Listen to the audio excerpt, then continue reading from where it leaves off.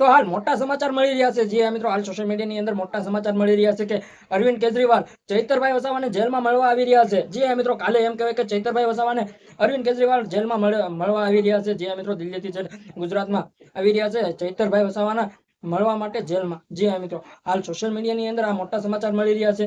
જી મિત્રો, ચૈતરભાઈ વસાવાને કેજરીવાલ ખુદ મળવા આવી રહ્યા છે. આમ આદમી પાર્ટીના નેતા એમ કહેવાય કે ધુરંધર નેતાને ચૈતરભાઈ વસાવાને મળવા આવી રહ્યા છે. જી મિત્રો, હાલ સોશિયલ મીડિયાની અંદર મોટા સમાચાર આવી રહ્યા છે. તમને બધા લોકોને ખબર છે કે ચૈતરભાઈ વસાવાને 2023 નો કેસને લઈને ચૈતરભાઈ વસાવાને 7 વર્ષની જેલ ફટકારવામાં આવી હતી. જે મિત્રો, સાથે તેમના સાથે ઘણા લોકો પણ હતા, 8 થી 9 લોકો પણ હતા. તેમની ખુદ પત્ની પણ હતી, શંકુતલાબેન પણ હતા. જે મિત્રો, એમની બેન પણ હતી અને 18 દિવસનું બાળક, નાનકડું બાળક પણ હતું. એ બધા છૂટી ગયા છે. હવે ચૈતરભાઈ વસાવા અને તે બે ખેડૂત ભાઈઓ જેલની અંદર છે. જે મિત્રો, હવે આવતીકાલે ચૈતરભાઈ વસાવાને મળવા આવી રહ્યા છે અરવિંદ કેજરીવાલ. જે મિત્રો, જે આમ આદમી પાર્ટીના નેતા એમ કહેવાય કે ડેડિયાપાડાના ધારાસભ્યને ચૈતરભાઈ વસાવાને મળવા આવી રહ્યા છે. જે મિત્રો, આદિવાસી સમાજના લોકો તો ખુશ થઈ રહ્યા છે કે હવે ચૈતરભાઈ વસાવાને તો ખુદ ભાઈ અરવિંદ કેજરીવાલ મળવા આવી રહ્યા છે.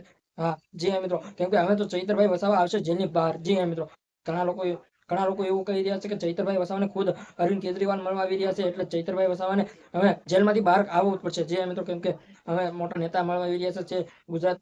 ગુજરાતમાં દિલ્હીથી છે ગુજરાતમાં આવી રહ્યા છે અને છે ચૈતરભાઈ વસાવાને જેલમાં મળવા જવાના છે. જે મિત્રો, હવે ચૈતરભાઈ વસાવા શું 24 તારીખે એમને જામીન મંજૂર થવાના છે ને હાઈકોર્ટમાં એમને રજૂ કરવામાં આવે છે. હવે ફાઇનલી મને એવું લાગી રહ્યું છે કે ચૈતરભાઈ વસાવા 24 તારીખે જેલની બહાર આવશે. જે મિત્રો, એવું લાગી રહ્યું છે. તો તમને શું લાગી રહ્યું છે મિત્રો? કમેન્ટમાં જણાવો. અને અમારી ચેનલમાં નવો હોય તો લાઈક અને સબસ્ક્રાઇબ ને શેર જરૂર કરી દેજો. કે આવી નવી ચૈતરભાઈ વસાવાની તમામ અપડેટો હું લાવતો રહું. અને એ પહેલા સબસ્ક્રાઇબ જરૂર કરી દેજો.